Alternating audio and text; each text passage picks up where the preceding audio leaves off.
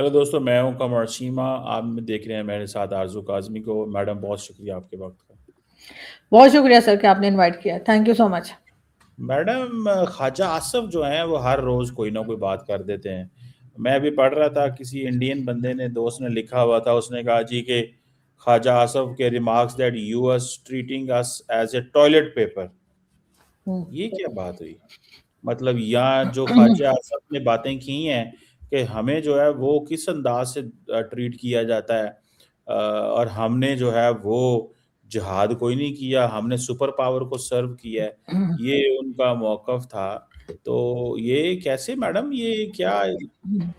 ये बल्कि कोई मैं आपको इस्लाम के बता दूं। लिए या मजहब की मोहब्बत के लिए शिरकत नहीं की थी। दोनों डिक्टेटरों को लेजिटिमेसी चाहिए थी, पर एक सुपर पावर की जो है तायीद चाहिए थी। दोनों डिक्टेटरों को लेजिटिमेसी चाहिए थी और एक सुपर पावर की तायद चाहिए थी, इसलिए वो दोनों जंगें, यानी कि वॉर अगेंस्ट टेररिज्म भी और उससे पहले भी। क्या कहती है मैडम, इस पे इनका क्या मौकफ है? ये क्या कह रहे हैं? सर ये मेरे ख्याल से सच बोल रहे हैं सॉरी। इसलिए कि इससे पहले भी जब कई बार हमने देखा है, ये ऑपरेशन सिंदूर से पहले भी कई पुरानी वीडियोस भी ख्वाजा आसिफ साहब की सामने आई हैं, जिसमें पार्लियामेंट में खड़े होकर और उन्होंने काफी बातें ऐसी की हैं जो कि मिलिट्री एस्टेब्लिशमेंट को भी बोला है, फौज के बारे में बातें की हैं, और कि कोई जंग नहीं जीती, और ये तमाम चीजें वो बोलते रहे। कोई फर्स्ट टाइम नहीं है। बीच बीच में मुझे हैरत भी हो गई कि उनको डिफेंस मिनिस्टर भी बना दिया गया। हालांकि लग तो ये रहा था कि अगर कोई इस तरह से बात करेगा तो उसको किसी खास पोजीशन पे नहीं रखा जाएगा, लेकिन अच्छी बात है कि उनको डिफेंस मिनिस्टर भी बनाया गया। और ऑपरेशन सिंदूर के वक्त भी वो इंटरनेशनल मीडिया पर जब गए थे और उन्होंने बातें की थी कि जी हम तो 30 साल मिलिटेंट्स को पालते रहे डॉलर पकड़ने के लिए, हमारी गलती थी, हमें वो गलती माननी चाहिए, इस किस्म की बातें भी उन्होंने की थी। तब हमारे कई जान पहचान वाले जो हैं, जो मीडिया में भी हैं और दूसरे लोग भी पाकिस्तान से, उन्होंने कहा था इनका मीडिया में जाना बंद कर देना चाहिए, ये इंटरनेशनल मीडिया के सामने ना आए या इंटरनेशनल मीडिया पे बात ना करें, इस किस्म की चीजें भी हुई थी। हालांकि ये तो जो है बिलावल भुट्टो जरदारी ने भी कहा था कि हमारा एक पास्ट रहा है, और जो कि हालांकि हमारा पास्ट नहीं, हमारा प्रेजेंट भी वैसा ही है और शायद फ्यूचर भी ऐसा ही होगा, जो जो गलतियां हम पहले करते रहे।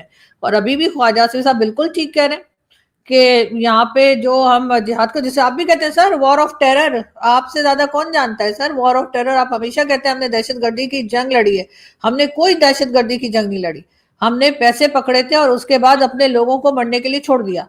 और जो जनरल परवेज मुशर्रफ थे, उनके उनका तो एक स्टेटमेंट ये भी चला था कि तकरीबन 4,000 के करीब पाकिस्तानी जो है, उन्होंने कहते थे कि जी उन्होंने बेच डाले, कि क्या कर दिया।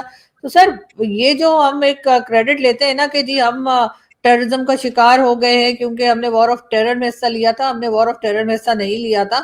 हमने बेसिकली अमेरिका की मदद की थी। अमेरिका को यहाँ से जगह चाहिए थी जिससे कि वो जाकर ड्रोन या कोई भी अटैक अफगानिस्तान में कर सके, और हमने वो पैसा पकड़ा। ज़िया-उल-हक के जमाने से ही जो अफगान वॉर का हिस्सा हम बने। तो बिल्कुल ये बात तो हमने बहुत बार कही है, आपके शो में भी कई बार ये बात डिस्कस हुई है और मेरे शोज में भी होती है और जगह भी लोग बोलते हैं। तो अब तो चले, अब तो आपके डिफेंस मिनिस्टर, यानी कि इस वक्त भी वो डिफेंस मिनिस्टर है, ऐसे नहीं कि चले गए। तो डिफेंस मिनिस्टर जो है सर, उनके वो अपनी अगर ये बात कह रहे हैं तो उनकी बात को कैसे इनकार किया जाएगा? ऐसा ना हो कि ये भी बाथरूम में गिर जाए, जैसे अभी आपके फॉर्मर आर्मी चीफ जो है वो बाथरूम में गिर गए। बाजवा साहब सुना है कुछ बताने वाले थे, उस बताने से पहले वो गिर गए। अब कहाँ तक है पता नहीं, लेकिन बहरहाल ये खबर भी फैली हुई है कि कुछ सीक्रेट्स थे उनके पास जो वो अच्छा। लोगों को बताने वाले थे, तो वो बाथरूम में स्लिप होके गिर गए। तो ऐसा ना हो कि ख्वाजा आसिफ साहब जो है वो भी कहीं बाथरूम वाथरूम में ना गिर जाए। मेरा ख्याल है उनको आजकल बहुत एहतियात करनी चाहिए। इस किस्म की स्टेटमेंट देने के बाद कोई भी बाथरूम में गिर सकता है। बाथरूम जाने में एहतियात करनी चाहिए। बिल्कुल, ना ही जाए तो अच्छा, कम ही जाए, और खास मैडम तौर पे पानी मैडम वानी से बचे। जी। मैडम, ये आप समझती हैं कि ये जो जनरल बाजवा अपने घर में, वो आई थिंक कि मॉर्निंग टाइम में कहा जा रहा है कि 4 बजे, 4:30 बजे वॉशरूम गए हैं, वहाँ स्लिप हो गए हैं और उनका हाँ सर लगा है। तो ये बताएं कि ये जो, आपको आपको क्या लगता है, कोई साजिश हुई है उनके खिलाफ? उनको गिराया गया है या कोई और वजह है, या उनके साथ क्या हुआ है? What has happened actually? आप मतलब क्या समझती हैं इसमें? सर पता नहीं मुझे तो, अगर अगर वैसे सोचा जाए एज आम आम सिटीजन के तौर पे, कोई भी आम इंसान अगर सोचेगा या गिरेगा अगर बाथरूम में, तो उसका सर एक बार लगेगा सर। या तो सर जमीन से लगेगा, या बेसन से लगेगा, या दीवार से लगेगा, या दरवाजे से एक बार लगेगा सर। ठीक है, सिवियर तरीके से इंजरी हो जाएगी, समझ आती है मुझे, लेकिन सर 3 बार सर लगा है, सिवियर इंजरीज 3 हुई है उनको, तो इसका तो मतलब है कि उनका सर एक बार जमीन से या कहीं से लगा, उसके बाद उन्होंने उठा के फिर बेसन पे मारा, फिर उन्होंने उठाकर कहीं दीवार पे मारा, तो सर 3 बार जो है ना, उससे थोड़ा सा डाउट हो रहा है कि 3 बार सर कैसे किसी का लग सकता है। एक बार तो लग सकता है, मैं मानती हूँ। हाँ, अगर सीढ़ी से गिरे होते, जैसे फिल्मों में गिरते हैं ना, ऊपर की सीढ़ी से गिर रहे हैं, टक टक टक टक करते नीचे, तब मैं मान सकती हूँ कि 3 बार हो सकता है, सीढ़ियों पे ऐसे ऐसे करके गिर रहे हैं, तो उससे 3 बार इंजरीज आ सकती है। लेकिन सर बाथरूम में सर, और सर वैसे भी सर अमीर लोगों के बाथरूम सर ये तो स्लिप भी नहीं होते, पानी भी नहीं पड़ा होता हम लोगों के घर की तरह सर, बड़ा साफ सुथरा, मैट्स लगे होते हैं सर, बड़े ठीक ठाक तरीके के होते हैं, वुडन फ्लोर होते हैं अक्सर, तो सर वहां पर गिरकर और 3 बार इंजरी सर, मतलब, और वो भी सर कुछ ना कुछ गड़बड़ तो है।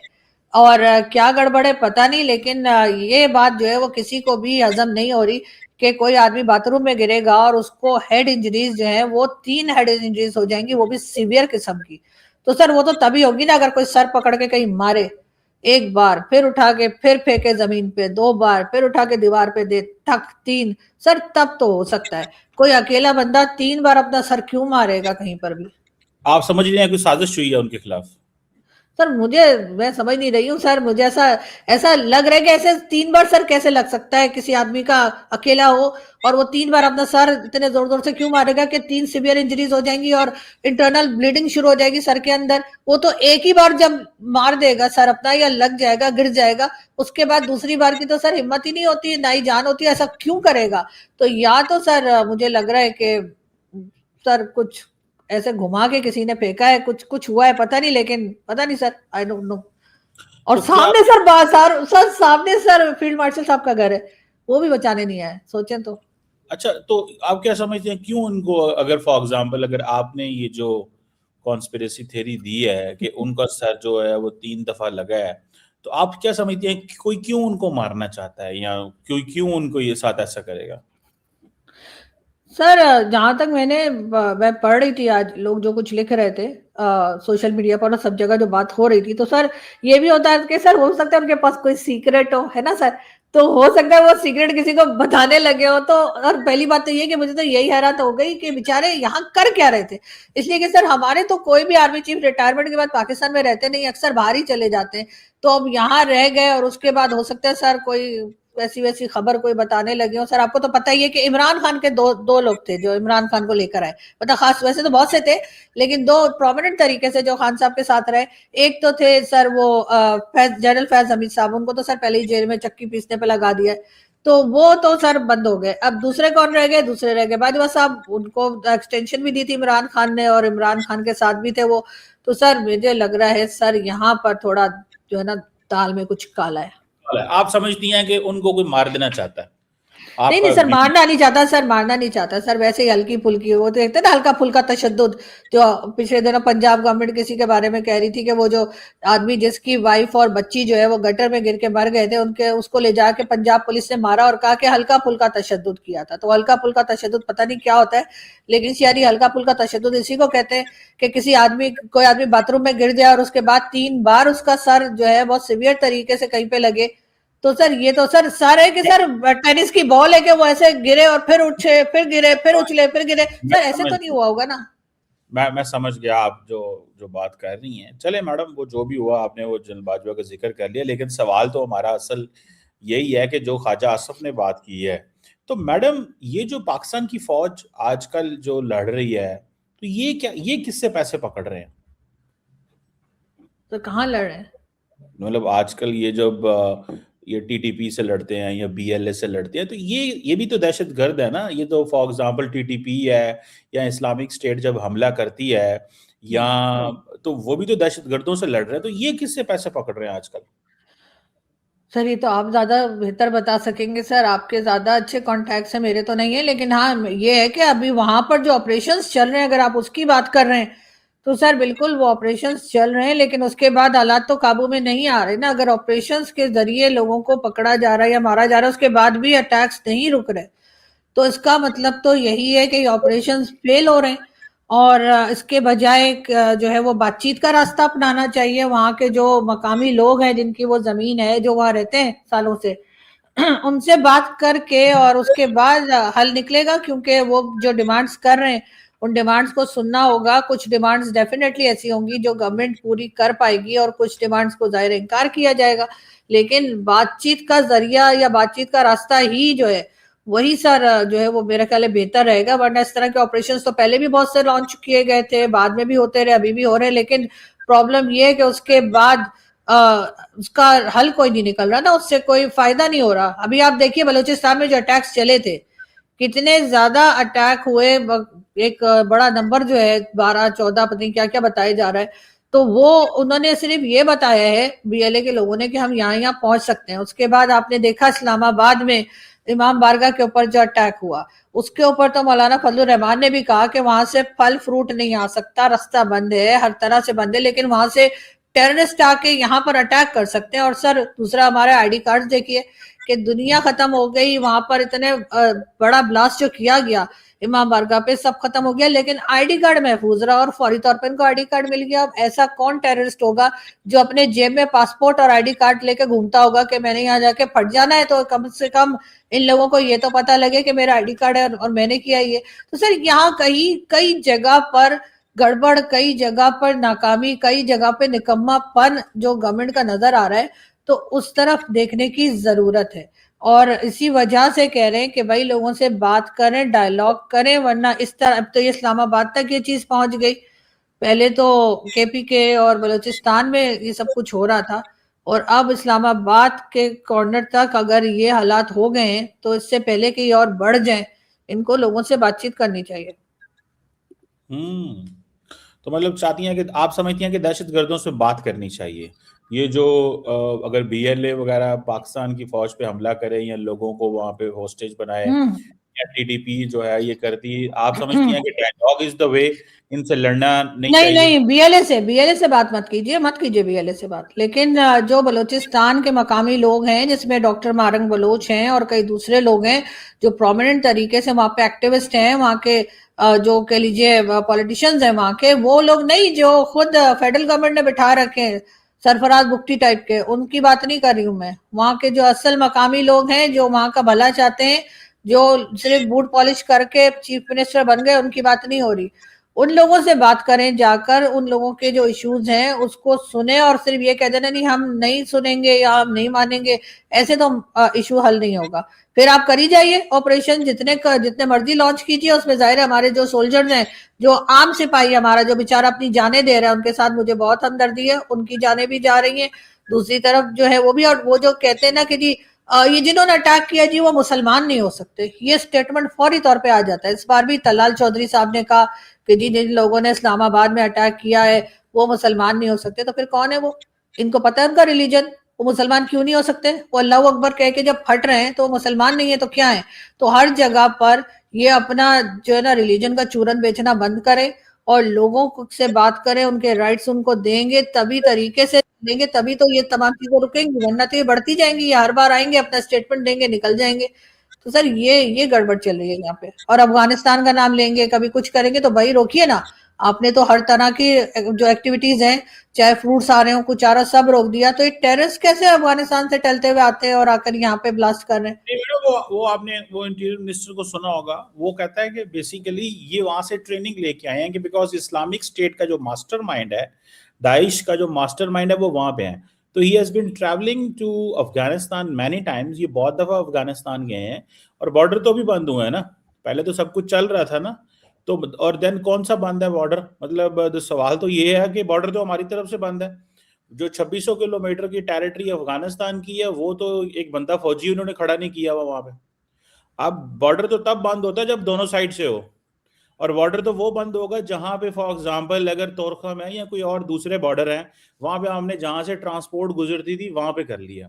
आपको पता है मेजोरिटी जो अफगानी वहां से आते हैं पाकिस्तान, वो कौन सा बॉर्डर के रास्ते तक, गेट के रास्ते से आते हैं?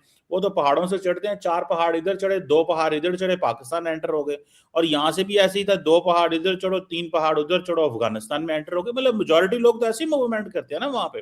तो ये कहना कि दहशतगर्द, अब जारी बात है कि तोरखम के बॉर्डर से उतरेगा गाड़ी पे, टोयोटा करोला पे आएगा और इस्लामाबाद पहुंचेगा, उसे रास्ते में रोकेगा कोई नहीं, ये तो बड़ी नॉनसेंस मगर सर बात ये मैडम ये तो बड़ी अजीब किस्म की बात है कि आप ये कहें कि जी वहां से अनार तो आ नहीं सकता लेकिन दहशतगर्द आता है। भाई अनार ये जो है मौलाना साहब को आप नॉनसेंस कह रहे हैं, माशाल्लाह। मैं मौलाना मौलाना साहब को क्लिप भेजने वाली हूँ। सुने मेरी बात, मैं मौलाना को कम और उनकी बात को कोट करने वालों को ज्यादा कह रहा हूं, क्योंकि आप जब किसी को कोट करते हैं तो it means you subscribe that model ना। जब आप किसी को कोट कर रहे हैं और उसको यूज कर रहे हैं एज एन आर्गुमेंट, ठीक है, टू सपोर्ट योर पर्सपेक्टिव, तो इसका मतलब ये है कि वो बंदा तो पीछे रह गया जो उसको इस्तेमाल करने वाला आर्गुमेंट को, इट मींस कि वो ये समझता है। तो आप ये समझती हैं मैडम कि दहशतगर्द जो हैं, जो इस्लामिक स्टेट के लोग हैं, वो फ्रूट और सब्जी की तरह आते हैं, जैसे यहाँ सामान जो उधर से आता है इधर से उस तरह आते जाते हैं। दहशतगर्द तो मैडम आपको पता है लेकिन सर फिर ये नंबर 1 किस बात के, जो गवर्नमेंट, एक सेकंड बस आखिरी पॉइंट, जो गवर्नमेंट ने बहुत दफा वीडियोस दिखाई हैं कि बहुत सारे लोग ट्रैवल कर रहे होते हैं बीच में से पहाड़ों से और इधर आ रहे होते हैं, तो ऐसे भी मैडम होते हैं। और दूसरा उसका मास्टरमाइंड वहां पे है। तो इस पे क्या कहेंगी कि 2600 किलोमीटर बॉर्डर, क्या आप पाकिस्तान की जिम्मेदारी तो नहीं है अकेले मैन करने की ना, दिस इज दे, उनका भी तो उतना ही बॉर्डर है। वो कहते हैं भाई हमने तो कोई बंदा नहीं खड़ा करना, जाओ जो करना कर लो, जिसने आना आए, जिसने जाना जाए, आपका बॉर्डर है, आपने जो करना करे। तो यहाँ सर ये क्या करना चाहिए? सर देखिए, ये तो फिर वही बात आ जाती है ना जो पहले भी मैंने कही है कि ये तो वही हो जाता है जो भारत हमसे कहता है कि आप रोकिए, तो हम कहते हैं भाई हम तो नहीं रोक सकते, हमारी तरफ से जा रहे हैं तो आप रोकिए। आपकी वहां पे पता नहीं 10 लाख 12 लाख कितने 60 लाख फौज वहां पे जो हम नंबर बढ़ाते रहते हैं। एक मिनट लेट मी कंप्लीट। तो वो तो जी आप जाने और आपका काम जाने, हम तो कुछ नहीं कर रहे सर। वही चीज यहाँ अफगानिस्तान में हो रही है। लेकिन बात सारी ये है कि जो हम पीस प्रोसेस का हिस्सा बनने जा रहे हैं ट्रम्प के कहने से इजराइल और हमास के बीच में, तो सर हम अपने यहाँ तो पीस ला नहीं पा रहे। हमारे यहाँ तो वो दूसरा वाला पीस हो रहा है कि वो टुकड़े टुकड़े करके हमें डाला जा रहा है। और अब ना हम बलूचिस्तान में पीस ला पा रहे हैं, ना हम केपीके में ला पा रहे हैं। अब तो इस्लामाबाद में भी हमारे यहाँ जो है कह लीजिए कि यहाँ पर भी अटैक शुरू हो गए और यहाँ पर भी हम पीस नहीं ला पा रहे। तो सर ऐसे में हम ट्रम्प से बात करके और हम जा रहे हैं वहां पर गजा पीस प्रोसेस का हिस्सा बनने। तो बात इंडिया अफगानिस्तान की हो रही है। मुझे सिर्फ इतना बताएं, जो इंडियन साइड है, क्या उन्होंने अपनी साइड पे फौजी खड़े किए हैं कि नहीं किए? होंगे ही जाहिर, मैंने देखा नहीं। बॉर्डर पे भाई खड़े किए हैं ना फौजी उन्होंने। आपको और तो इंडिया की सारी बातें पता, ये नहीं पता। उन्होंने आपने फौजी जो है वो खड़े किए हैं वहां पे, पाकिस्तान ने भी खड़े किए हैं ताकि हमारी साइड से उधर ना जाए, उधर से कोई इधर ना आए। और बीच में कहीं कहीं जो लगी हुई है वो क्या होती है, तार शार लगी हुई। और कॉन्ट्रेरी टू अफगानिस्तान, वो कहते हैं भाई हमें वो फौजी खड़ी करने की जरूरत ही नहीं है, ये पाकिस्तान का मसला है, आप खड़े कर लो वहां पे। तो मुझे इस पे बताएं, ये बात को कोड करना, जी अनार तो आ नहीं सकते, सेब वहां से आ नहीं सकते, दहशतगर्द आते हैं, मतलब ये कितनी बेशर्मी की बात है और घटिया बात है कि ये कहा जाए कि जनाब वहां से जब बॉर्डर के ऊपर कंट्रोल ही नहीं है किसी का। मैडम एक सवाल बनता है, जब बॉर्डर के ऊपर कंट्रोल ही नहीं है वहां पे और वो हुकूमत कहती है कि हमारा ये मैंडेट ही नहीं है बॉर्डर के ऊपर फौजी अपने तालिबान खड़ा करना, तो देन सिर्फ पाकिस्तान से कहते रहना कि जाओ यार तुम लोग जो है ना खुद ही देखो, ये उनकी जिम्मेदारी नहीं है। देखें बॉर्डर तो दोनों साइड पे होता है। और मैडम ये जो लोग वहां से आए हैं, पाकिस्तान को क्या करना चाहिए? वो तो ख्वाजा आसम तो ये भी कल कह रहे, हो सकता है रमजान से पहले पाकिस्तान कोई हल्का फुल्का वहां पे कोई अटैक ही कर देगा अफगानिस्तान में। कल उन्होंने बात की है ये एक टीवी के ऊपर, आई थिंक मोहम्मद मालिक के शो में। तो आपको क्या समझती है पाकिस्तान को क्या करना चाहिए? सर पहली बात तो ये कि बॉर्डर के दोनों तरफ जो है फौजी होते हैं और मुझे नहीं लगता कि अफगानिस्तान ने किसी को भी खड़ा नहीं किया होगा। दूसरा सर आप शुरू से जो है मौलाना फजल रहमान को घटिया और पता नहीं क्या क्या कह रहे हैं सर, कुछ ख्याल कीजिए। सीनियर पॉलिटिशियन है, सीनियर पॉलिटिशियन है सर। आप जब से बैठे सर आप उनको कह रहे हैं कि वो घटिया आदमी है और वो कह रहे हैं लोग आ रहे हैं और फल नहीं आ पा रहे। सर बार बार आप उनको कोट कर रहे हैं सर, कुछ तो ख्याल कीजिए सर। काम करें पहले, एक काम करें, जाके चेक कीजिएगा कि क्या अफगानिस्तान साइड पे कोई बंदा है खड़ा हुआ। ये जो आपने कहा ना कि होंगे, देखें आप सर बॉर्डर जहां भी होता है बॉर्डर, तो लोग अगर दूसरी कंट्री के साथ हो तो लोग होते हैं ना। मैडम मैं सिर्फ कह रहा हूं होगा, आप बिल्कुल सही कह रही हैं।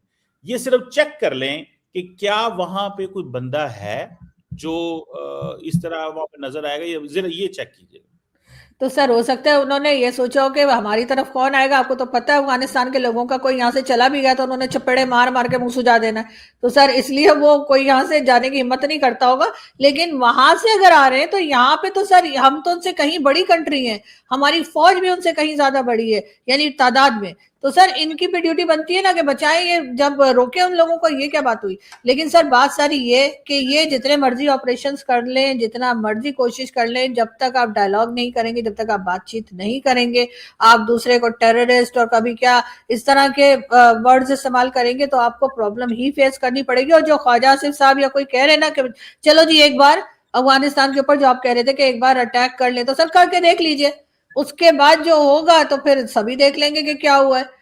और वैसे भी जहां तक, या आप डीजीआईएसपीआर साहब का किसका कह रहे थे कि कौन कह रहे हैं कि वहां पे अटैक करेंगे, तो सर अगर डीजीआईएसपीआर साहब कह रहे हैं अटैक करेंगे तो सर उनको कहिए एक प्रेस कॉन्फ्रेंस तो कर लें, बहुत दिन हो गए उनकी प्रेस कॉन्फ्रेंस नहीं आई है सर, बड़ा कंटेंट मिल जाता है उनकी प्रेस कॉन्फ्रेंस से मुझे, तो मैं वेट कर रही हूँ कि वो कब आके बताएंगे, खासतौर पे बाजवा साहब का ही बता दें कि वो बाथरूम में कैसे गिर गए, अगर और कुछ नहीं तो।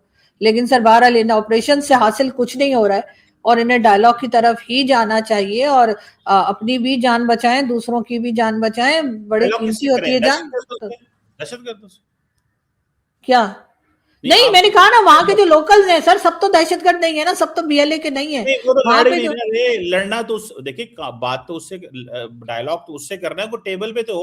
आप फॉर एग्जांपल एक बंदा जिससे डायलॉग करना है, पहली बात वो आपको उसका एड्रेस ही नहीं पता, दूसरी बात जिनसे आप कह रही हैं डायलॉग करो वो दहशतगर्दों के बिहाव पे डायलॉग करने को तैयार ही नहीं है, वो कहते हैं ये तो हमारे कंट्रोल में नहीं है तो हम किस चीज से डायलॉग करें, तो आप किसकी डायलॉग की बातें कर रही हैं?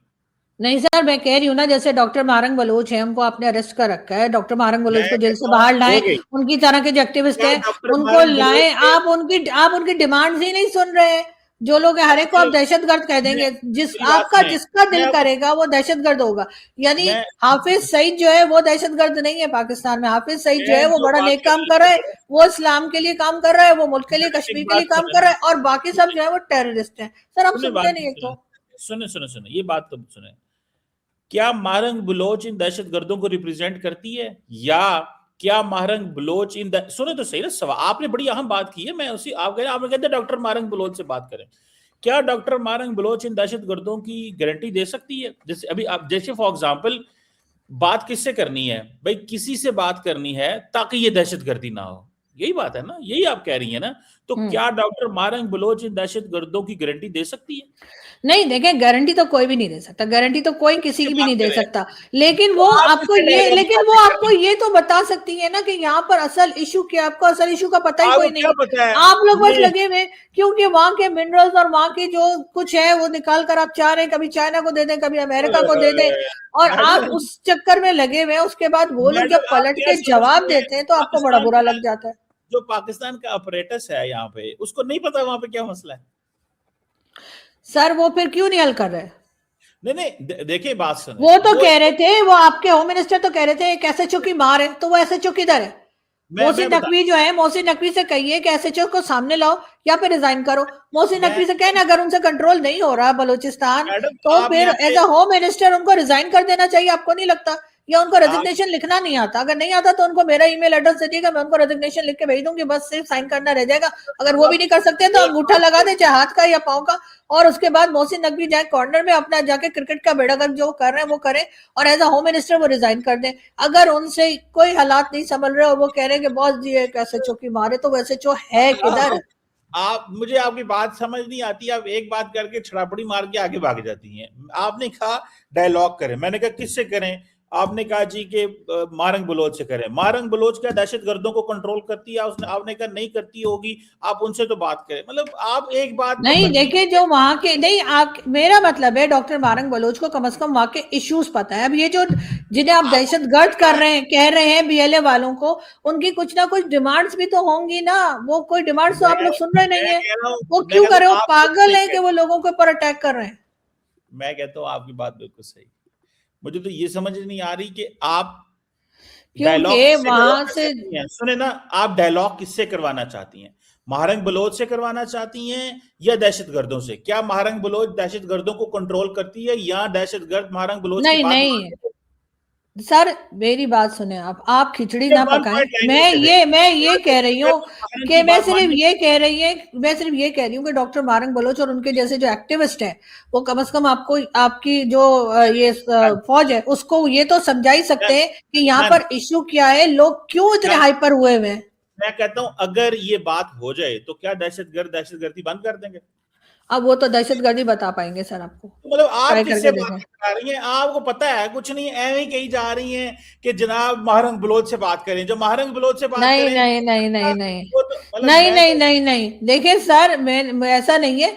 मैं आपको यही कह रही हूं कि जब तक आप वहां के मकामी लोगों से बात नहीं करेंगे, जो जिनके आगे जिनको जो कह लीजिए जिनको आपने महरूमी का हिस्सा बना दिया है, उनके से सारा सामान उठाकर आप इधर उधर कर देते हैं, तो सर तब तक कुछ होने वाला नहीं है। हर चीज के मैडम ऊपर अगर आप कहेंगे कि बस जी वो भी टेररिस्ट है और ये भी टेररिस्ट है और वो टेररिस्ट से बात करेगी या ये करेगी, तो सर बात सारी ये कि वो ये तो बता पाएंगी ना कि उधर असल में इश्यू क्या है, ये अटैक्स वाह क्यों चल रहे हैं।